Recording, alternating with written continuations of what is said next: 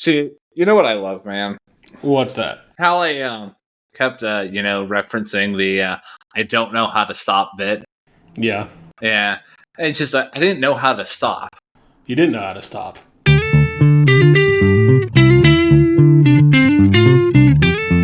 And welcome back, everybody, to the best music podcast on this side of the Mississippi, hosted by two dashingly good-looking men who share the same middle name. I'm the one, the only, the I don't know how to stop Ryan James Kearns. And I'm the one, the only. I do remember Matthew James Durzik.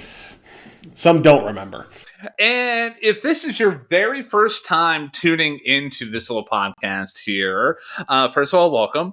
Second of all, what me and Matt do here is every week we just take turns dissecting albums that, for whatever reason, we bring to the table.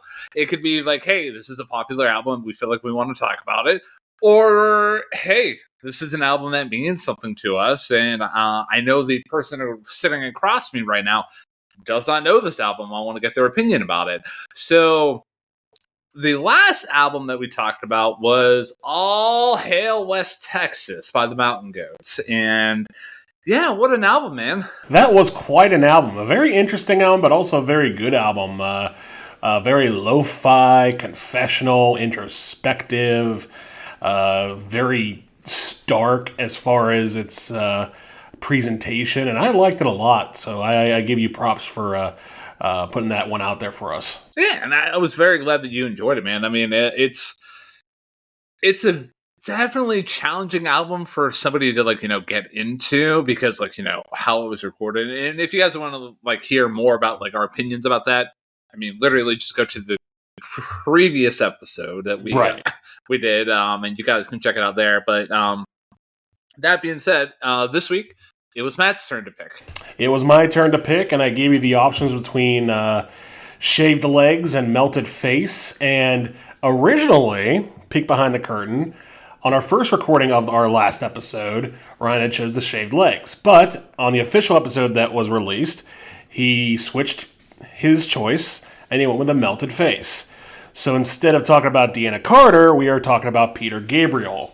His third album from 1980, all of which are titled Peter Gabriel, because I had to remind myself why that was.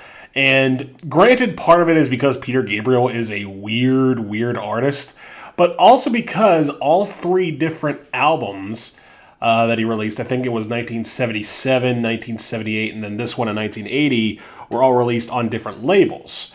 So I think the first two were released on, I want to say, Atco, and I forget what the other one was, but I know this one was released on Mercury Records. And the difference between the three really comes down to a couple of obvious things: the songs and the artwork. The first one from 1977, his debut solo album after leaving Genesis, which he was part of for the majority of the early part of the 70s, is the one that features Salisbury Hill, which I'm sure is the one Peter Gabriel song, or one of the Peter Gabriel songs that most people are familiar with. It's pretty much been featured in almost every single indie film soundtrack since 2004. And for good reason. It's a nice little ditty. The second album didn't quite do as hot, not really any major songs from there. And then this one came out of left field, and the reason that I associate with A Melting Face is because on the cover, produced by Hypnosis, Peter's face is melting. So, is the album with a melting face of the man singing the songs on it as weird as the artwork? We're about to find out. I would agree that this album is kind of weird, man. I mean, we'll flesh out the opinions about it, but yeah. So a little bit about my background with Peter Gabriel. I knew that he was in Genesis, and that's it. That's it. Yeah. Even the song that you literally just mentioned, I was just I'm sure if someone would play it for me, I would be like, oh, that song. Yeah. But me mentioning it doesn't ring a bell to you? Nope. Okay. Nope. All right, assignment for later. Taking notes. Maybe like if I actually take a look into like his top songs on Spotify real quick. Well, I can tell you that his top songs were later on following this album, Yeah. particularly from the album So. That's the one with Sledgehammer, In Your Eyes, Don't Give Up, Big Time. That's like his like most known work is from 1986. But we're not quite there yet with this album. No, not quite. So, yeah, I'm ready to kick it off. Let's kick it off with Intruder. And this track, Ryan talks about how weird this album is. And this song kind of starts right in that direction. It's a very weird song. A lot of very heavy synthetic type of drums and background noise that sort of lead where Peter's going, ah. It's a nice little melody. And the lyrics are pretty much... It kind of reminded me of a song from the 70s by Frank Zappa called I'm the Slime, where he's just kind of like presenting himself in sort of this very speak-like type of tone in which I want to make sure that you are not at ease right now and very much in a state of wonder but also fear. The kind of thing that Vincent Price would perfect a few years later on Thriller. And while I do appreciate this song's sort of spooky vibe, like I think this is like an underrated like track for like a Halloween playlist. If I'm being completely honest, this is my second least favorite track on the album because it's just it's not because it's so weird, but because it just feels a little off-putting, particularly the way the vocals are mixed. I feel are a little too low. Yeah, like it feels like he's like he's not whispering, but he's trying to pronounce this way in a very hushed type of tone. And, like, there's that part of me in my brain every time I listen to it, it's like, speak up. Like, I know you're trying to be scary, but, like, a little closer to the mic, please, just a little bit. Aside from that, though, it's not really a bad song. Former Genesis bandmate Phil Collins does a nice job on the drums on this song. But, yeah, I mean, it's not the worst way to start an album, but if we're going through all the tracks that are on here, this one is a little towards the bottom for me. I think I'm a little bit higher on this track than you are. Probably.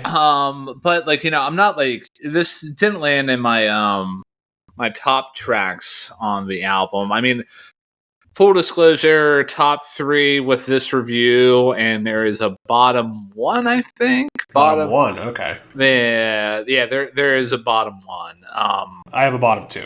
Okay. And a top 3. So, yeah. So I'll start with the hush vocals right there. I thought they added such an interesting dynamic to like the whole thing because it kind of reminded me of the song in Disintegration, where like I forget what the exact song it was, but it was basically that spider singing to that like little kid. Oh, the Batman song? Yeah.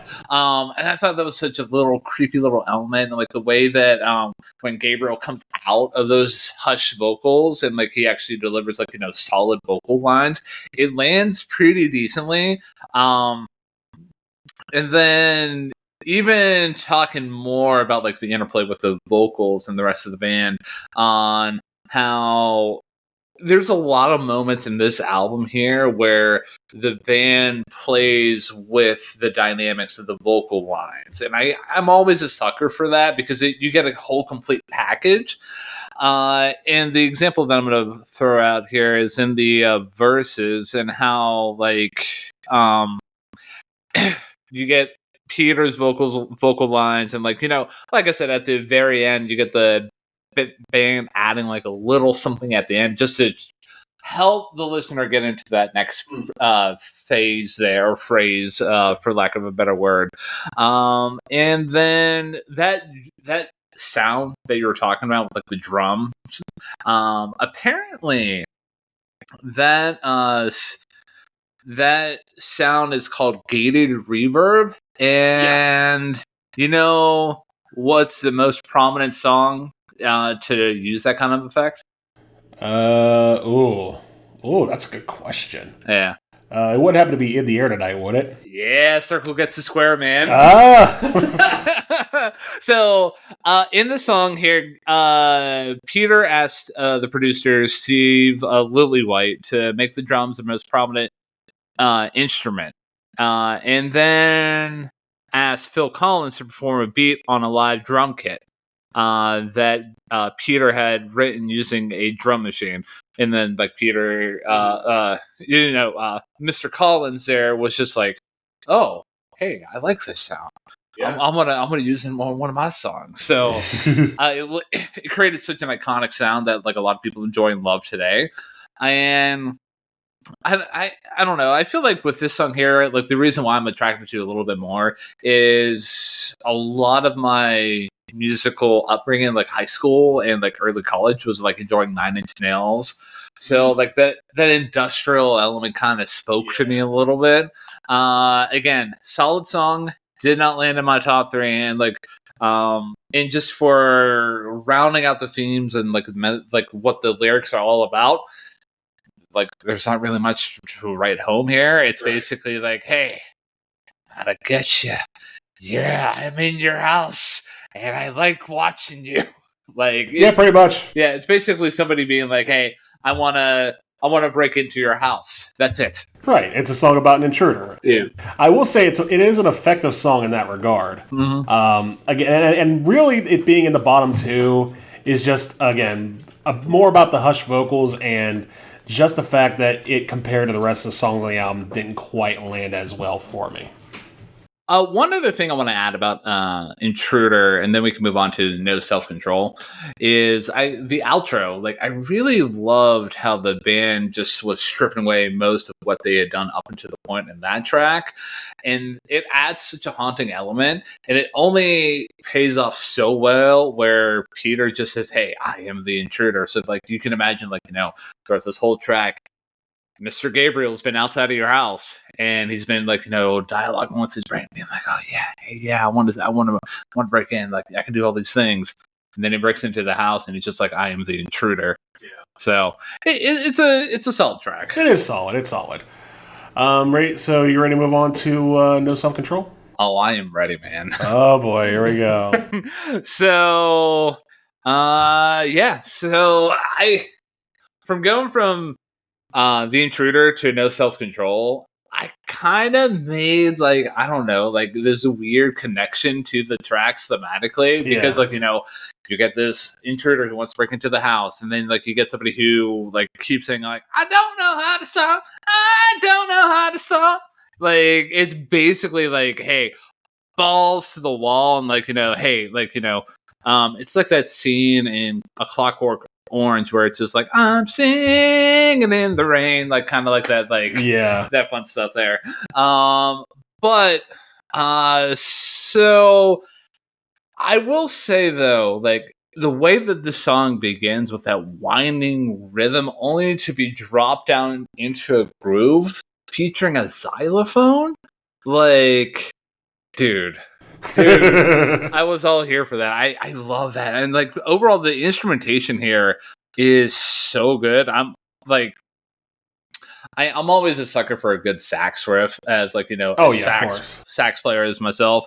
And like the build up from the pre-chorus to the chorus is decent enough, but I feel like I wanted more of a pop from that chorus, because it just felt like, hey, I'm here. Mm-hmm.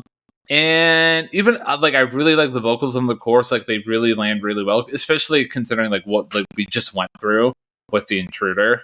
And let's see, and like I don't know, like just the way that the refrain of "I don't know how to stop," it's such a good touch, man. I like this song too. Not my top 3, but I definitely appreciate how it sort of brings things back closer to normal compared to Intruder. Yeah. This reminds me sort of like a darker version of a Talking Heads track. Yeah. It's a very strong groove, and Peter just sort of, letting the rhythm do the work while he, again, sings, I don't know how to stop. I don't know how to stop.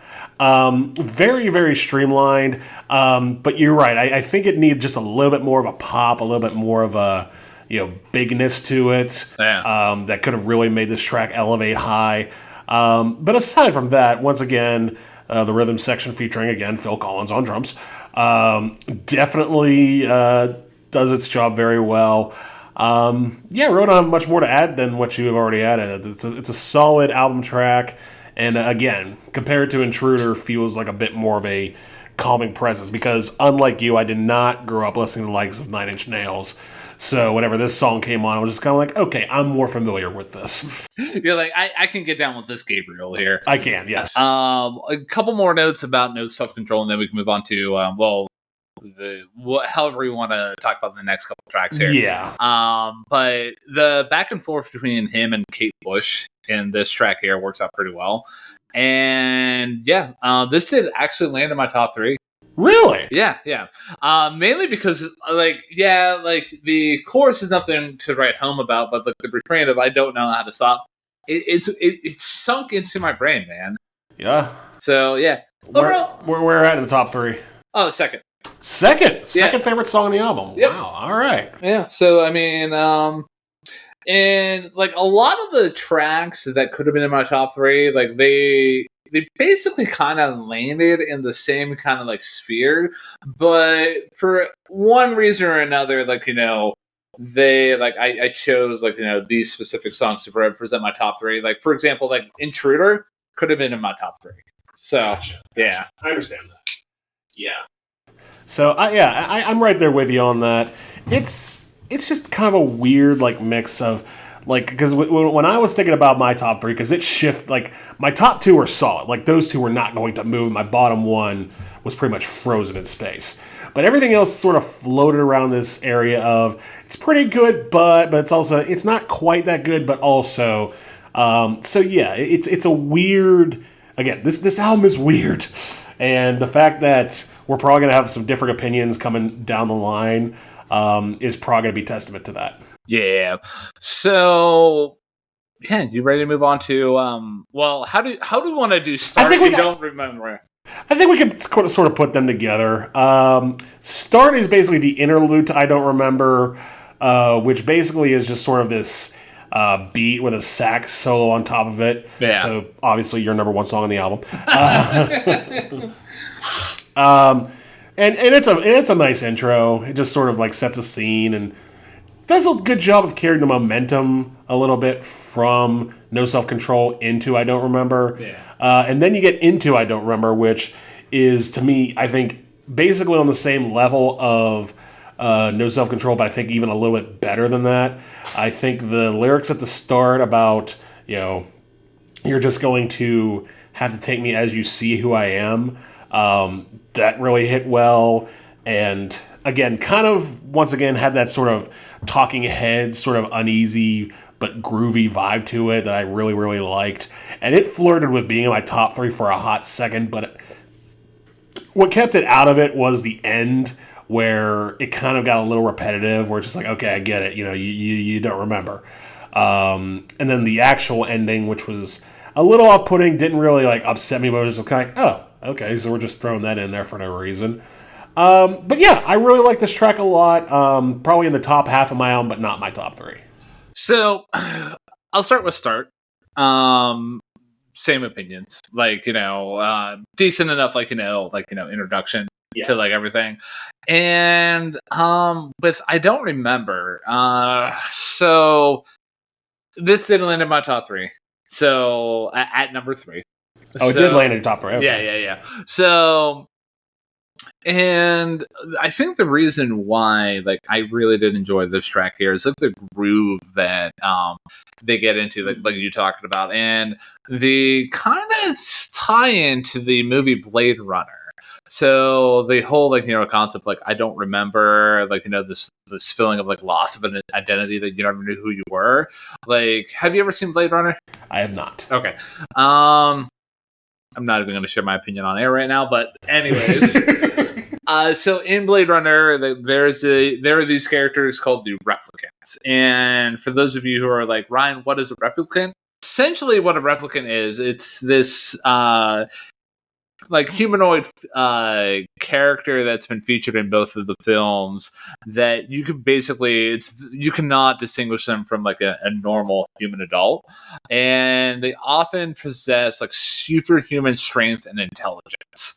So think of like the Terminator, but like actually somebody who's like a little bit more human. So So the T-1000. I've never saw like Terminator. I'm just completely BSing. There's probably a Terminator fan out there saying, "You dumbass!"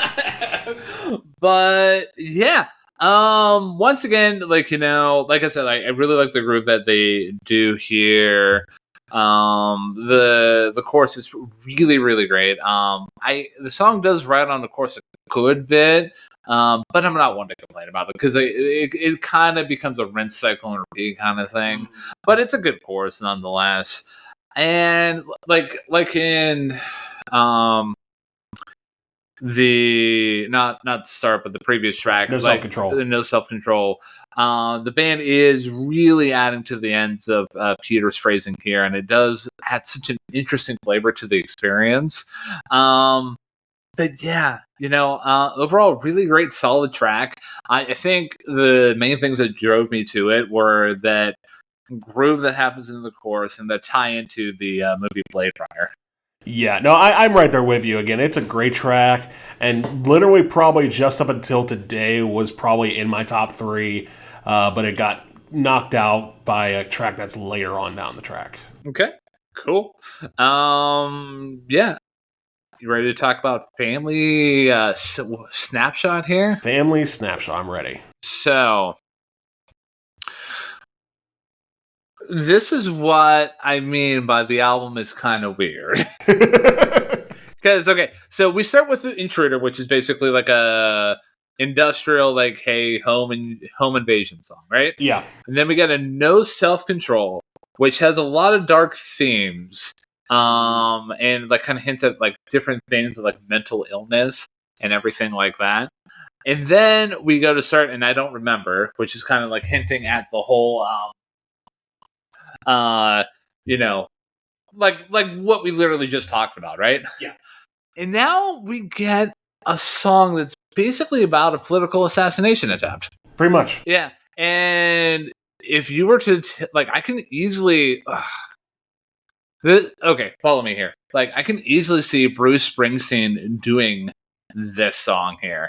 And I love it so much. Really? Yeah. So yeah, the way that the track progresses, I feel like it works out so well. And like I was really sucked into the whole track right from the get-go, from whenever you just hear like, Peter singing with the piano, and you get the vocal phrasing lining up with the piano phrasing. Always a sucker for that myself. And then how each verse adds a new intensity to the story, because like you get the big story of like Peter waking up. Like, again, I'm not saying Peter Gabriel's literally doing this, but like for lack of a better comparison. Yeah. Getting up saying, hey, today's gonna be the day. And then he's going into the city. And then the political figure is getting close, and you can feel like, the intensity, like the feel changing. And like whenever the lyric hits where he's saying he's letting the bullet fly, and like how everything just becomes so hollow, and like just you lose all that kind of feeling. I love it, man. And judging by your face, you don't like this song. No, I do like this song. Oh, okay, cool. I will. Is this in your top 3? It is my favorite song. It is your favorite song on the album? Yeah, so we already hit my top 3. Wow. Okay, that one I'm a little bit. Okay, all right. We'll cross that bridge when we get there. Yeah. This one did flirt with being in my top 3 as well. This is a great song, and you're dead on with the Springsteen comparison. Yeah. The songs that immediately came to mind were like going back to our Born to Run interview. Jesus. Our Born to Run review. Like Beating Across the River and Jungle Land, that it was thought about that immediately. Yeah. Hearing the song, or you can even throw a song like The River in there. But again, great song all around. It didn't really hit me the first time, but then the second time I was like, oh, this song is actually really good. Because basically it is Gabriel doing this song about, the political assassination and trying to, go through the emotions of, losing someone. And it really does hit well. Like, this probably, I would probably put in the same, like, I would have it, like, tied with I don't remember for, like, my fourth favorite album on the track. Like, this is definitely in the upper echelon of the album, but didn't quite get there for me because of, again, 3 songs that we'll be getting to. Yeah, I'm curious to see what those 3 songs are. We'll get there. We'll get there. But like one moment lyrically, I do want to highlight here before we move on to the next track is essentially where it seems like Peter's speaking directly to this political figure. Lyrics meaning, I don't really hate you. I don't care what you do. We were made for each other, me and you. I want to be somebody. You were like that too. If you don't get given, you learn to take, and I will take you. Like that set of lyrics, like kind of surface level, but like, there's a lot behind that, especially for those of you.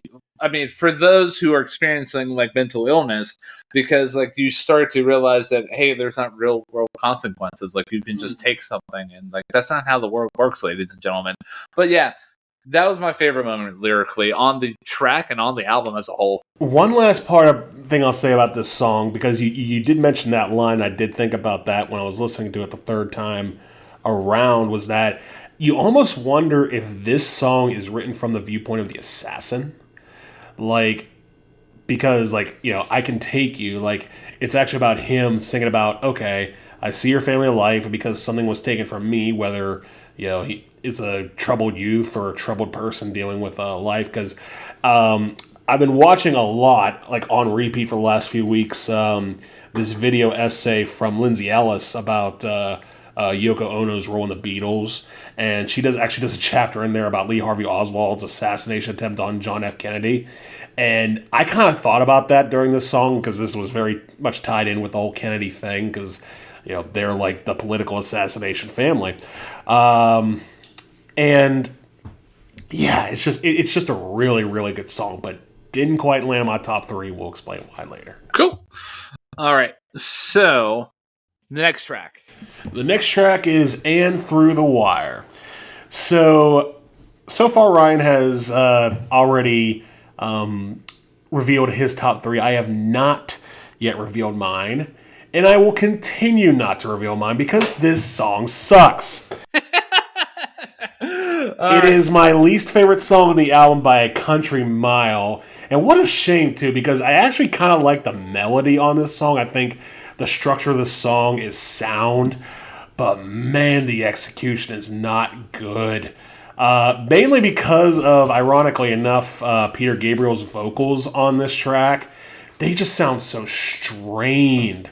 And the way that the first verse goes into the chorus, it feels like you're one friend or quote-unquote friend who knows way too much about crypto, way too much about Elon Musk, and way too much about consent laws, got drunk, cloned themselves in the bathroom at the bar, came out with all 5 forms of him, got up on stage and sang karaoke. That's what this song sounds like to me. It is bad. It's really bad. Okay. I'm trying to recover from that. Like, it just sounds sloppy. And just like when he's screaming, and through the wire, it's like, are you okay? See, I don't mind that snarl in there. Really? Yeah, again, obviously this does not land in my top 3. And it's not in that bucket of tracks that could have flirted with the top 3. Like this goes in that good song bucket. You put this in a good song bucket. Yeah. Not as in like a great song, but like, it's there. I can dig it. I can dig what okay. All right. I can respect that. The only thing that I kind of want to know, and this is me mainly looking at it from a lyrical analysis standpoint, is what is this song about? I don't know. Because that didn't help me either. Yeah. Outside of the lyrical moments, so again, highlighting the fact that this track not this track. This album is weird, man. Mm-hmm. Because then we get a switch up to this track here. But yeah, like I said, I love how Peter is sounding here vocally. That snarl you hear in his voice, I really like it. Agree to disagree. Well, here's the thing: the snarl. I wouldn't mind the snarl so much in another context. Like even if this was the snarl like on Intruder, which it may well be. Yeah. I probably wouldn't mind as much, but it feels a little too like upbeat and poppy to have that snarl. You know what I mean? Yeah. Like a song melodically that reminds me of. I'm not sure if you're familiar with this. Excuse me.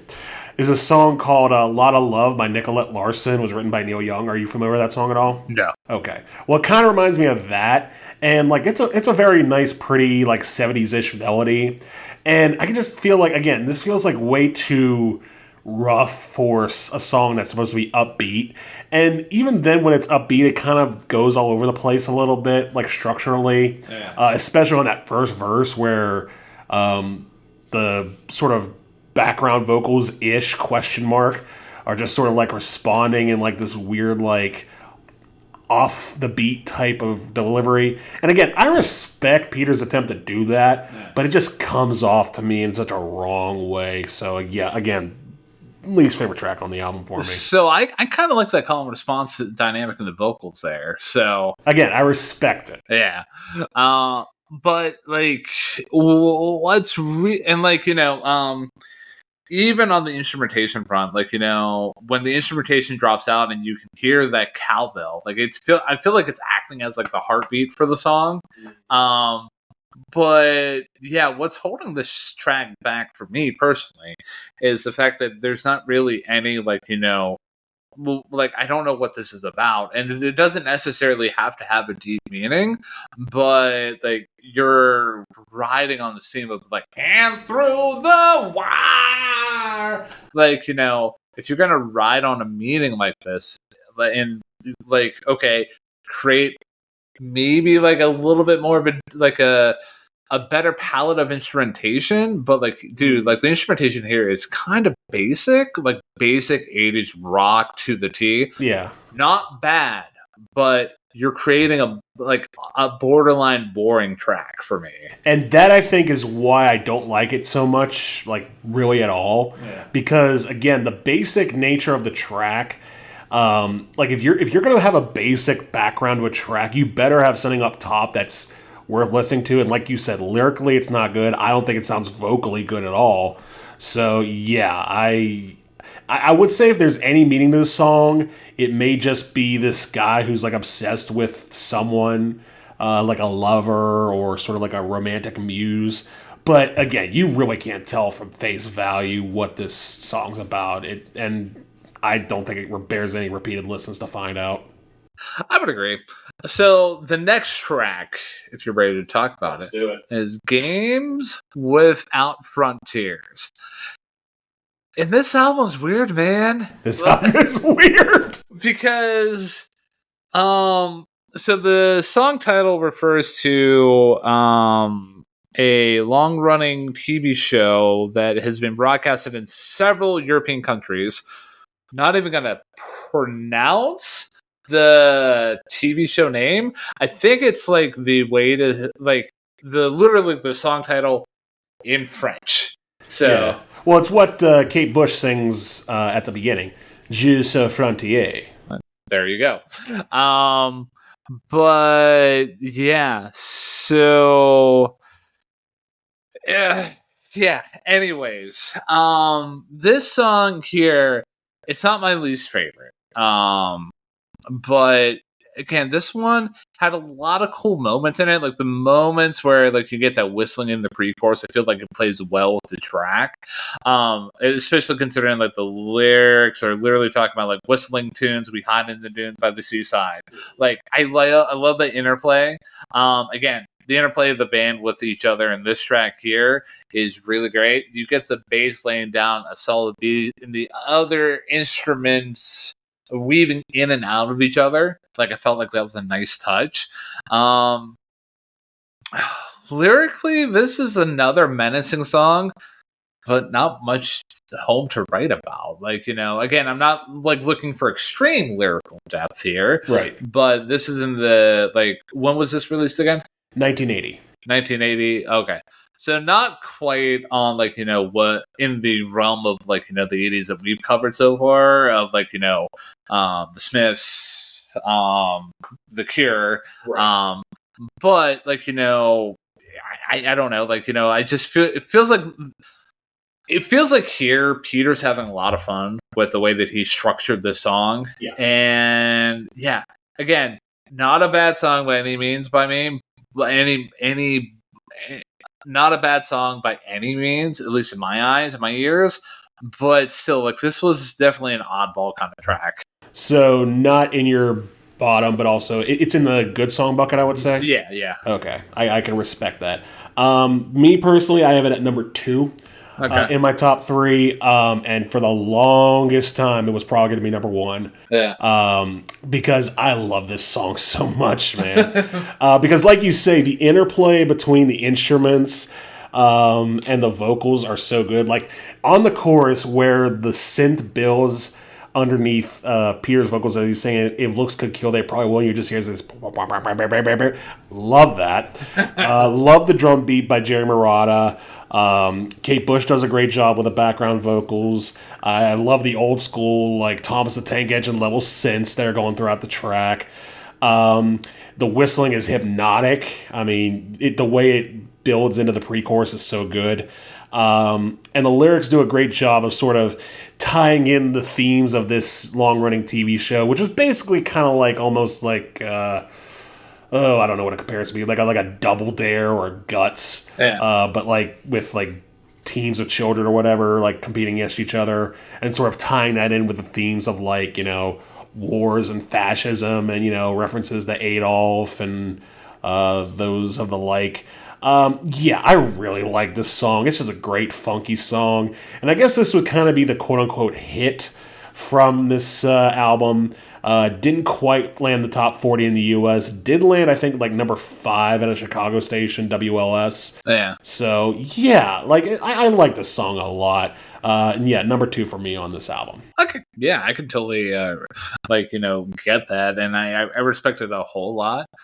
It's definitely a fun song. It was just a hard song for me to pin down, if you know what I mean. I can get that. Yeah. I can get that. And I think it was like just the way that the like all the songs being brought together in this kind of context.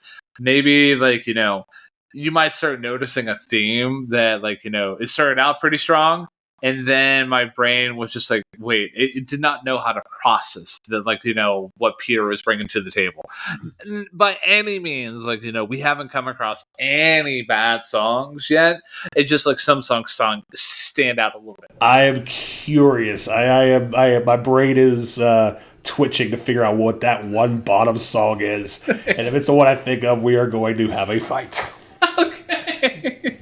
Oh, ladies and gentlemen, we're going to take this moment to pause. And if you enjoy what me and Matt bring to the table here, the best way that you can help support me and Matt and currently in our podcasting adventures is simply on that platform that you're listening to us on. Leave a positive rating and review. Any action that you need to do to stay up to date with the, episodes that we release, please do that. We are going to be pumping out episodes every week as long as we see fit. So that being said, ready for the next track? Next track, Not One of Us. And this track is more on the same lines as earlier tracks on the album, particularly I Don't Remember and No Self-Control. And I think it's all right. It's fine. The intro is a little weird and off-putting with Peter doing this weird yelp. But after that, it kind of gets into this groove of a very, very basic 80s type groove. My thoughts about this song is that it almost feels like a song that the Police could have done a little smoother and a little better. But it's not that Peter does a bad job at all. I mean, it's a pretty straightforward song about people who are not one of us. It's a pretty cut and dry song lyrically. It's a cut and dry song musically. It's a solid album track. My only complaints about it are the same ones I have with I Don't Remember, is that just kind of drags and repeats over and over. But aside from that, I'm not one to complain too much about it. So, solid, good song bucket song. So we're not going to fight. Okay. So this is the one. This is the one, and like you kind of hinted at the facts here of how like not like us. I mean, not one of us Oh, jeez. is like how what this song does bring to the table. I mean, like in my opinion, this song is kind of like whatever, man. Like, Yeah. it really doesn't bring anything interesting to the table. At least, like, Games Without Frontiers, like, it had structure, it had interesting moments, the whistling and the sliding guitar and the instrumentation of weaving in and out of each other. Here, like, the most notable things that I took away from Not One of Us is the intro features a very interesting vocal passage, and like I did enjoy how the vocals were used as its own instrument in that, like, that intro. Yeah. It's a decent enough chorus, and that's it, man. That's it. Yeah, like, the instrumental break that happens here, it kind of meanders pointlessly. It's just like it doesn't have a direction. It's not developing a groove and not like establishing a feeling. So what's the point? I get that. And this is where my brain kind of struggles with, like, some of the 80s music, some of the music that came from the 80s as a whole, because a lot of it starts to blend into each other. But thankfully, thanks to this podcast, ladies and gentlemen, if you want to know what I feel about like some music from the 80s, go listen to the Cures episode. That was life-changing for me. I would say so. But yeah, Not One of Us is not one for me, man. Like, it doesn't bring anything new interesting to the table. Nothing I can really latch on to. Yeah, no, I get that. Like, to me, like, the weirdness of And Through the Wire, like, firmly put that at the bottom for me, but I can understand why you put this one at the bottom, because again, it's kind of a nothing burger of a song. The only like interesting part to me was how, like, at the end of the second pre-chorus, it doesn't actually go into the chorus, and I'm just like, why did you do that? The chorus is kind of the best part of the song, and you just decided not yet. We're not going to go there just yet. We're going to wait one more verse. And I'm like, why though? You're just deciding we're not going to put the best part of the song in the part of the song where it belongs. Okay, fine, sure, whatever. But yeah, I don't really have much more to add about this song. So, me either, man. Like, it's going to be forgettable for me. That's fair. So moving on to Lead a Normal Life. Lead a Normal Life. Now, this song, as we've been talking about, this album is weird. Oh, yeah. So once again, we pivot from the sort of basic 80s rock of Not One of Us to Lead a Normal Life, which very much sounds like a movie soundtrack almost, especially with like its sort of vibraphone hook. And I gotta be honest with you, I have this at number 3. This is my third favorite song on the album, and it barely edged out likes of I Don't Remember or Family Snapshot, because I can just so vividly imagine like the visuals behind this song. I can imagine like someone sitting in their house, very, timidly and sort of tensely trying to eat their breakfast, read the newspaper, maybe watch some TV, wearing some nice clothes.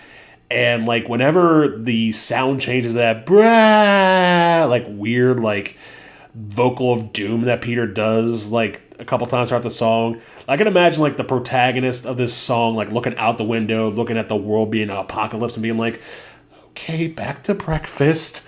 Like it's such a great song to envision as you're listening to it, and I think that's what edged it out over the other tracks on this album.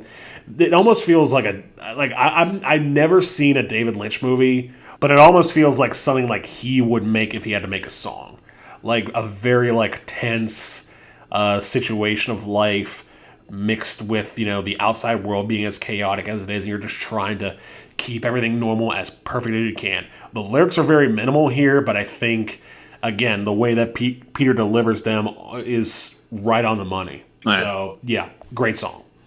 I absolutely agree with you, man. So, like, my relationship with this song is kind of interesting. So, like, when I went through my my detailed listenings of this track here, I wasn't impressed by this song. I was just like, I mean, I get what it's going for, but I mean, it was kind of like another whatever track along the same lines of like Not One of Us. However, we get to return to the xylophone, laying down a nice little groove. I very much love that, and like the shifts that you were talking about, where you get the happy-go-lucky moments into like the sinister tones. Like I really do like that. And you know when this song really hit for me? When? This morning. So Oh. when I went into the store this morning, it was 2 hours before we opened. I was the only one in there. Had earbuds on, listening to this album, and it came to this track, and it like the way that it just hit when I was secluded in an environment where I was basically the only one there. Like it kind of drove home the themes a little bit, and not saying like I identified with like the lyrics there, or like I feel like for the most part I lead a normal life. What is a normal life nowadays, ladies and gentlemen? It's 2024. Pick your poison. Shout out if you're stalking me. But anyways, yeah, like it is a very interesting song, and I mean, I'm still gonna stick to my guns of what my top 3 are, but you catch me on any other random day, this is just right up there, and it could easily crack into my top 3.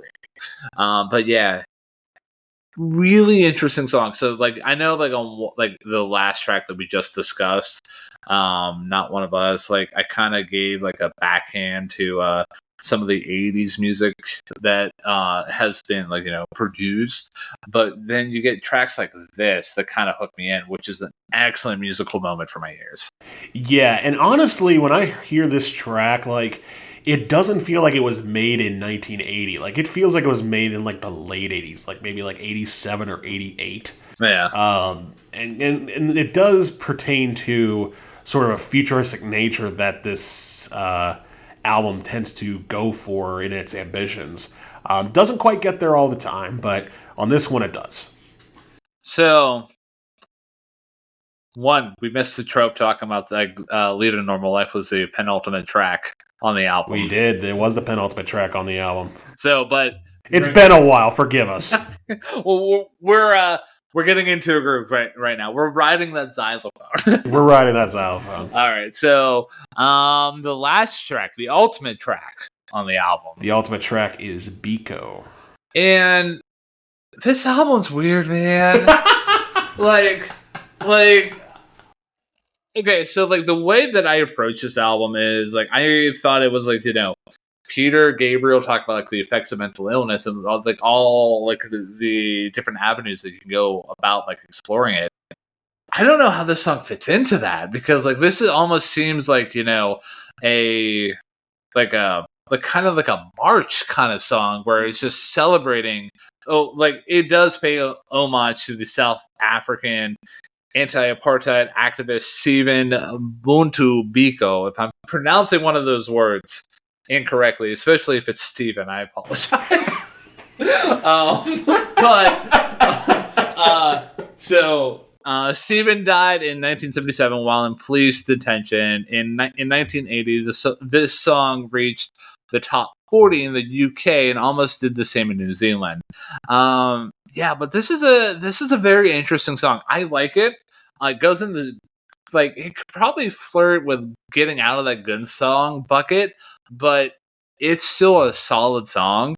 I like how Peter is sounding here, but like at least my dumb brain was a little bit off put by like the accent that he was using, but I'm like, that's just the way he talks. I mean, he's English.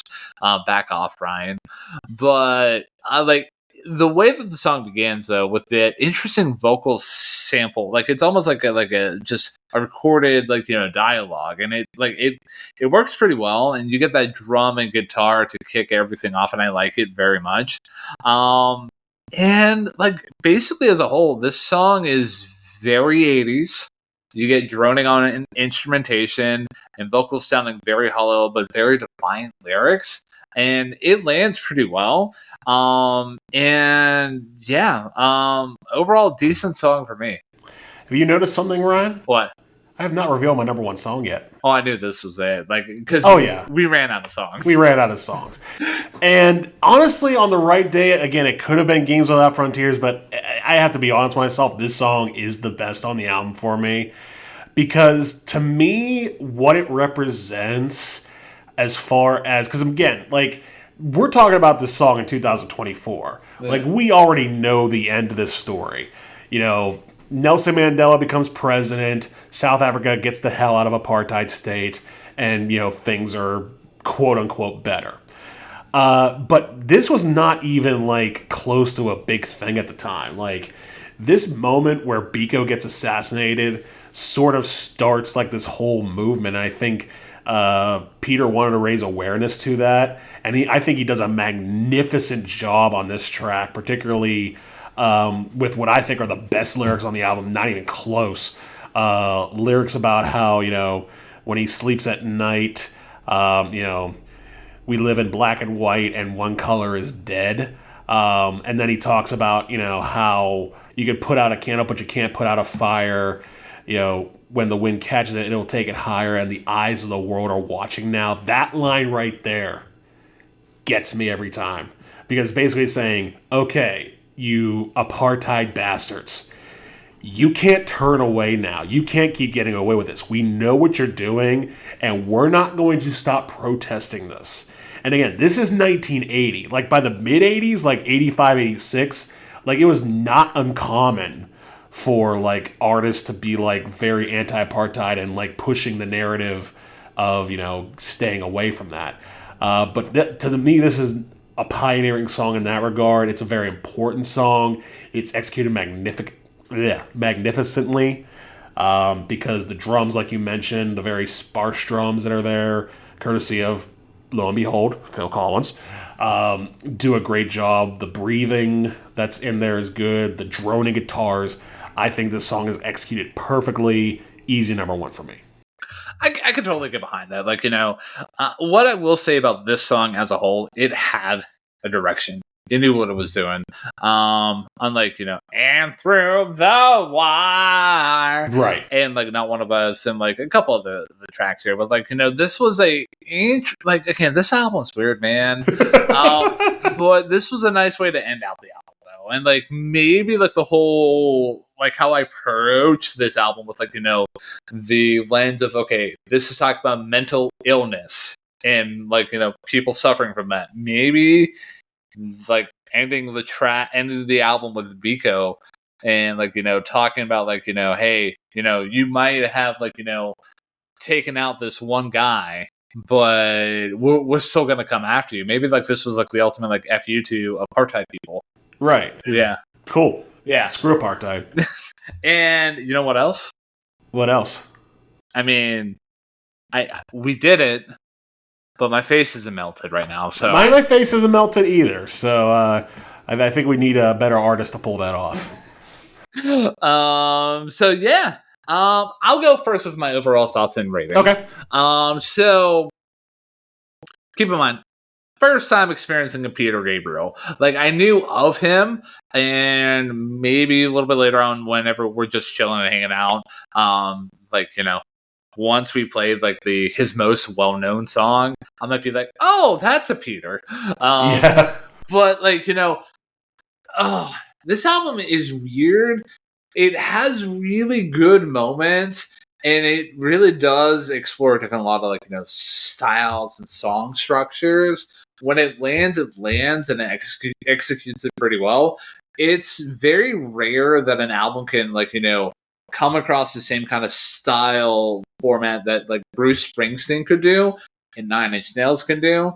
The Cure can do, like, and then like you get the very end with Biko, and like this is basically what Peter Gabriel and like Bill Collins like built their careers off of. Like, it's a very interesting album. It it it just I keep saying it's a very interesting album for a reason, because like like the moments that it does not land, like Not One of Us, and where and like even like tracks like I hate to admit it, even in Through the Wire, kind of hold it back from like taking over to that next step. But overall, like I'm walking away from the album having a very positive experience, and I'm gonna give it a solid 7 out of 10. I'm kind of there with you. I'm very intrigued as to your association immediately with this track or this album as a whole being about mental illness, because to me this album is too weird to really have a definitive like message. Like, it goes all over the place. It goes from like, again, the war stuff with Biko and Games Without Frontiers. It goes to this almost like story laden way of the first few tracks. It takes a right turn with the stuff about the Kennedys and the political assassination. Does it again with Lead into Another Life. And most of the time, like you say, it hits. Like, it hits a lot, and it does a very good job of doing it. But at the same time, it's so weird and off-putting a lot of the time that it doesn't really bear a whole lot of repeated listens, and it doesn't really make for a good, like a few tracks made for good driving tracks. Again, Biko's fantastic. Games Without Frontiers is fantastic. There's a few really good tracks on the album. But I really, mentally, I cannot put this on the same level as something like a Bleed American, or even a Why Would I Watch, or even All Hail West Texas. So I'm going to somewhat reluctantly give this album a 7.5 out of 10. And our average rating is 7.25 out of 10. Because math. Because math, ladies and gentlemen. So I struggled with a solid next album recommendation, because the initial recommendation that I gave, it was based off the first couple tracks off the album. And then based on how hard this album pivots, like I was just like, oh, well, there goes that idea. And I'm just going to stick with what I ended up with, which is an album that we've discussed, and I even hinted at a couple points in this episode, Disintegration by The Cure. Because, that album has, different moments where it shifts styles. I mean, like how Intruder is basically kind of same kind of format as like Lullaby, where you get that hush kind of vocals. It lands really well, and then you get the big singles like a Love Song, and other tracks like Fascination Street that can really be like a brother or sister track or a cousin track to I Don't Know How to Stop. There was enough comparables there for me to solid recommend Disintegration by The Cure if you enjoyed this album here. I too struggled with what my next album recommendation would be, and even right now I'm still kind of struggling to do it. But since you recommended an album we have talked about in the past, I will do the same.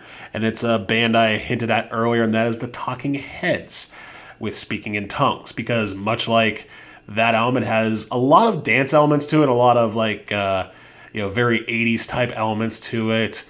Again, it's sort of the big single with a lot of funk. This has Game Without Frontiers. That one has Burning Down the House. Has sort of like that one weird track in the middle that kind of pisses me off. It had Swamp. This has And Through the Wire. And just, again, it kind of has elements too that sort of have futuristic, what's the... World music? Well, yeah, for the better part, world music. Yeah. In the album closer from Speaking in Tongues and from Lead a Normal Life on this track. So I think there's enough comparables to compare it. And there's a couple others I could recommend, like Zenyatta Mondada from The Police or Graceland from Paul Simon, but I'm sticking with my guns. I'm going to go with Speaking in Tongues. Okay. Ladies and gentlemen, please check out the recommendations that me and Matt have both thrown out at you. And honestly, we've definitely covered both. We have covered both albums previously on this this podcast here. So if you are familiar with that Talking Heads album and that Cure album that both me and Matt recommended, go into our back catalog, check out the episodes, see what we had to say about it. They're both very fun episodes, my dude. Absolutely, and I think this one was too, all things considered. Yeah. Definitely.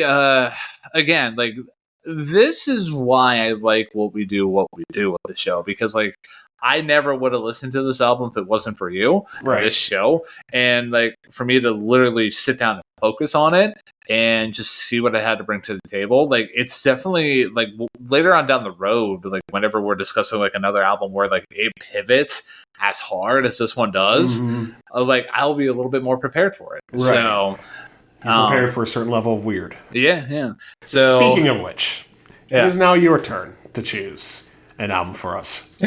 So the albums in themselves that I'm going to present to you via disguise by an arbitrary means of picking are not weird in their own right.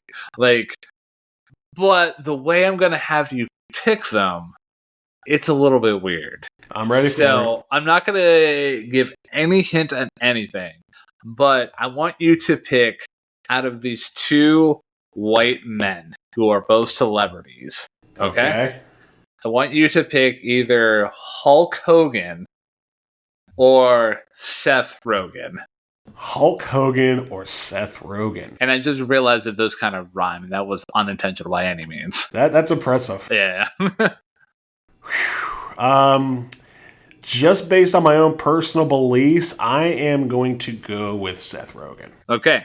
So the album that we're going to cover next is an album that was released in 2007.